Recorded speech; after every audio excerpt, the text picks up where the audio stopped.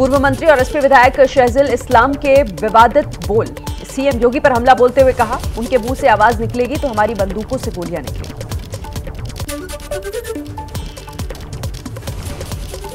मनीष गुप्ता हत्याकांड में आरोपी पुलिस इंस्पेक्टर के घर पर चला बुलडोजर। अवैध तरीके से बना आरोपी इंस्पेक्टर जगत नारायण सिंह का 3 मंजिला घर गिराने की कार्रवाई।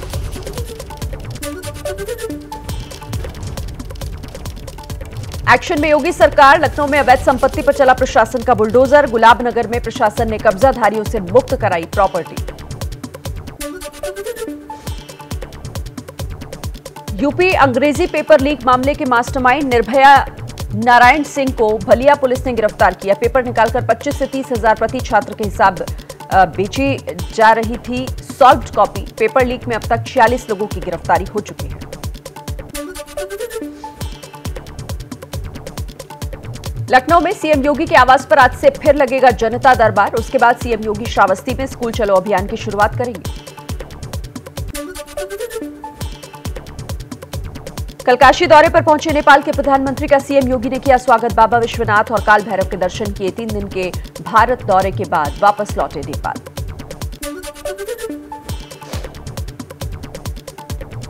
नेपाल के प्रधानमंत्री के साथ उनकी पत्नी आरजू राणा देउबा भी साथ भारत आई थी। काशी में किए बाबा विश्वनाथ के दर्शन। भारत में शानदार मेहमान नवाजी के लिए पीएम मोदी और सीएम योगी का धन्यवाद किया। पेट्रोल और डीजल की कीमतों में आज फिर बढ़ोतरी हुई है। दोनों की कीमतें 40-40 पैसे बढ़ा दी गई हैं। 22 मार्च से 2 दिन छोड़कर लगातार कीमतें बढ़ रही है। पिछले 14 दिनों में 8 रुपए से ज्यादा की बढ़ोतरी हो गई। दिल्ली में पेट्रोल डीजल की बढ़ती कीमतों से लोग परेशान हैं। लोगों का कहना है कि तेल की कीमतें बढ़ने का असर हर चीज पर पड़ रहा है। कहां से 12,000 रुपए तनख्वाह पाते हैं, 4,000 का पेट्रोल, 5,000 हम किराए के देते, मकान के रेंट के देते। 4,000 रुपए में हम क्या कर लेंगे? बच्चों को पालेंगे, पढ़ाएंगे किस तरीके से?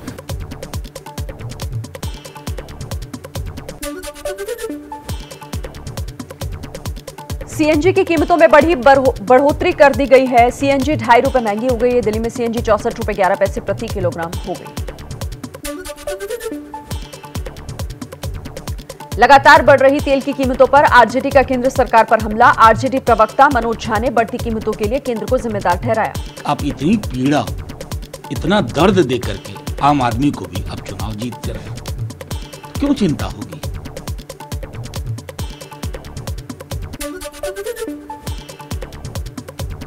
महंगाई के मुद्दे पर आज फिर विपक्ष संसद में चर्चा की मांग कर सकता है। सत्र की शुरुआत से ही विपक्ष महंगाई को लेकर हंगामा कर रहा है।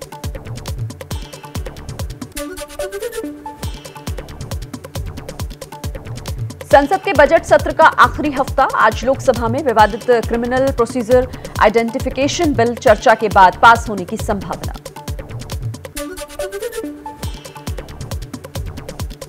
भारत ऑस्ट्रेलिया के बीच बड़ा व्यापारिक समझौता। दोनों देशों के बीच आर्थिक सहयोग और व्यापार को लेकर हुआ करार। 95% से ज्यादा भारतीय वस्तुओं पर अब ऑस्ट्रेलियाई बाजार में नहीं लगेगा कोई शुल्क।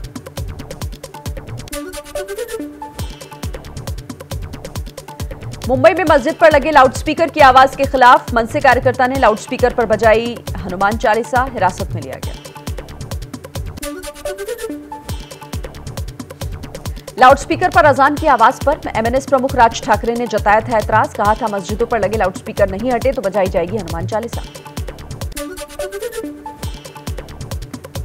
पश्चिम बंगाल के झालदा में कांग्रेस पार्षद की हत्या का मामला। केस की जांच सीबीआई से कराने की मांग पर कलकत्ता हाईकोर्ट में सुनवाई आज। बंगाल में ईडी अधिकारियों के खिलाफ दर्ज एफआईआर को लेकर आज दिल्ली हाईकोर्ट में सुनवाई होगी। ममता के भतीजे ने केस दर्ज कराया।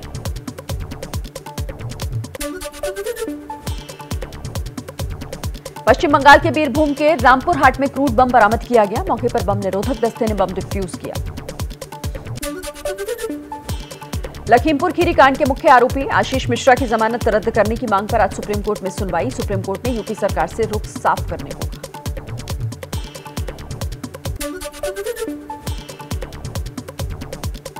पंजाब में अवैध रेत खनन के मामले में ईडी ने पूर्व सीएम चन्नी के भतीजे और एक अन्य शख्स के खिलाफ चार्जशीट दायर की है।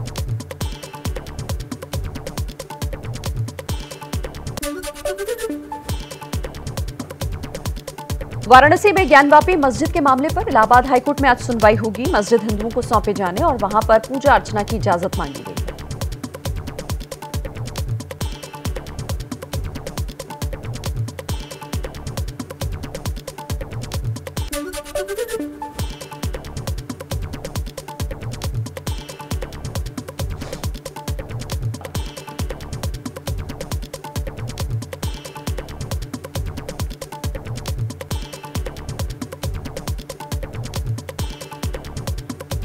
बिहार में एमएलसी की 24 सीटों के लिए आज चुनाव। सुबह 8 बजे से शाम 4 बजे तक डाले जाएंगे वोट। कुल 187 प्रत्याशी मैदान में हैं।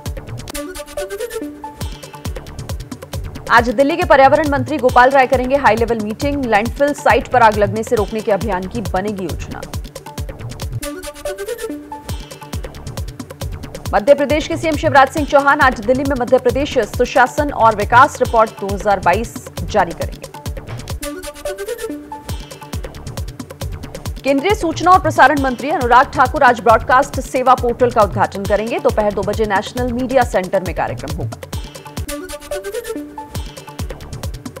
राहुल गांधी आज शाम दिल्ली में तेलंगाना कांग्रेस के नेताओं से मिलेंगे। विधानसभा चुनावों को लेकर करेंगे मंथन।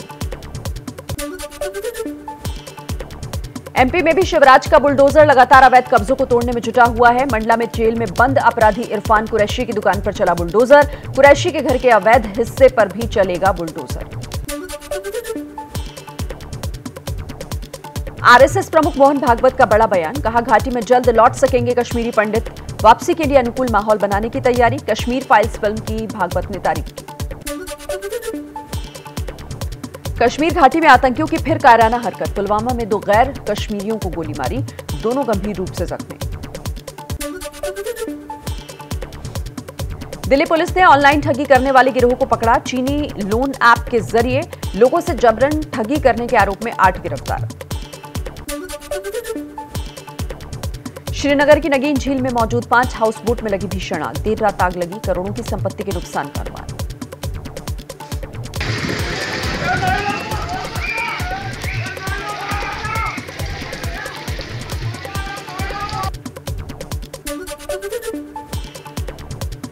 आरा में नाबालिग के साथ कथित गैंगरेप के मामले में 3 लोग गिरफ्तार किए गए। पुलिस के मुताबिक रेप के बाद नाबालिग के शोर मचाने पर उसे बाइक से फेंककर फरार हो गए थे आरोपी। शामली में कुट्टू का आटा खाने से 8 लोगों की हालत बिगड़ी। मरीजों को अस्पताल में एडमिट कराया गया। कुट्टू का आटा खाने से हरिद्वार में 70 से ज्यादा लोग बीमार। सभी लोगों को फूड पॉइजनिंग की शिकायत। कांगड़ी, गाजीवाली और श्यामपुर के रहने वाले हैं सभी। चैत्र नवरात्रि का आज तीसरा दिन। लोग दिल्ली के छतरपुर में मां कात्यायनी की पूजा अर्चना कर रहे हैं।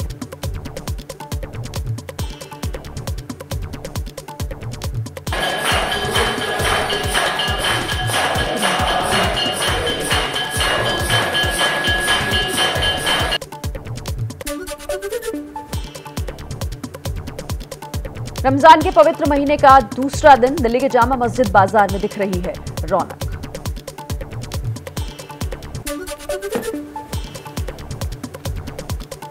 श्रीलंका में आर्थिक संकट और हिंसा के बीच राजपक्षे सरकार ने पूरे मंत्रिमंडल ने दिया इस्तीफा। राजपक्षे के बेटे नमल राजपक्षे ने भी दिया इस्तीफा।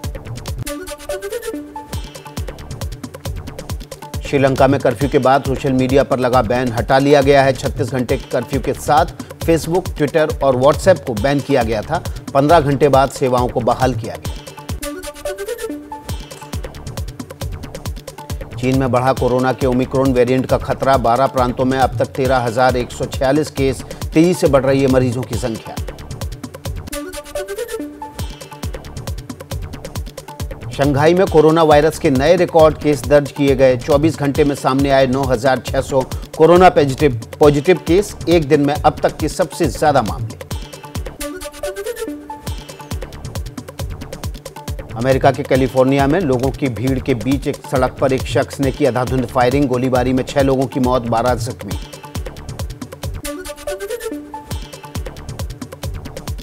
पाकिस्तान की संसद में विदेशी साजिश का आरोप लगाकर इमरान के खिलाफ अविश्वास प्रस्ताव खारिज। संसद में विपक्ष का जोरदार हंगामा। 25 मार्च 2022 को तलब करदा इजलास इसके काम के इख्तिताम को बजरिया हाज़िर बर्खास्त करता हूँ।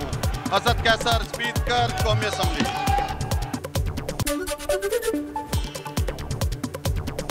अविश्वास प्रस्ताव खारिज होने के बाद इमरान खान दूसरी बार देश को संबोधित करेंगे। कल कहा था डिप्टी स्पीकर का फैसला सही, चुनी हुई सरकार को गिराने की साजिश नाकाम। बाहर से प्लान किया हुआ नो कॉन्फिडेंस मोशन जिसके पीछे एक फॉरेन एजेंडा था और जो आज स्पीकर ने उसको जो रिजेक्ट किया है।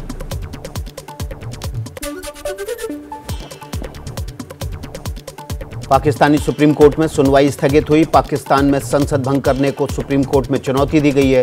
कोर्ट में आज होगी सुनवाई।